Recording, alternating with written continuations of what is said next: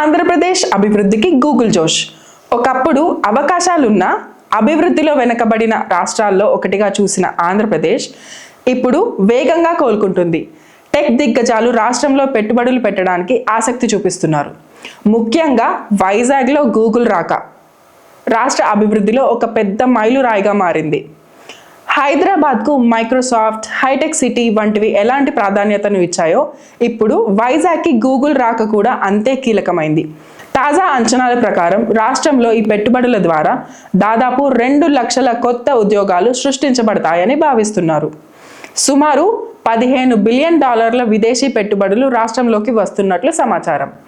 General economic principal ప్రకారం ఈ పెట్టుబడులు రావడం వల్ల రాష్ట్ర ఎకానమీ లాభదాయకంగా మారుతుంది. కంపెనీల రాకతో ప్రజలకు ఉద్యోగాలు వస్తాయి. ఉద్యోగాలు పెరిగితే ప్రజల ఆదాయం పెరుగుతుంది. ఆదాయం పెరిగినప్పుడు ప్రజలు ఖర్చు చేసే శక్తి పెరుగుతుంది. ప్రజలు ఎక్కువగా ఖర్చు చేయడం వల్ల ప్రభుత్వానికి పన్నుల రూపంలో లాభం వస్తుంది. ఈ కీలకమైన అభివృద్ధి ముఖ్యంగా టెక్ కంపెనీలను రాష్ట్రానికి తీసుకురావడంలో నారా లోకేష్ గారి కృషి ప్రధానమైనది.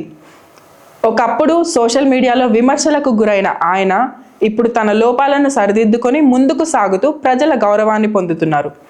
రాష్ట్రంలో వస్తున్న ఈ సానుకూల మార్పును చూసి గతంలో ఆయనను ఎగతాళి చేసిన వారు సైతం ఇప్పుడు ఆయన కృషిని అభినందిస్తున్నారు.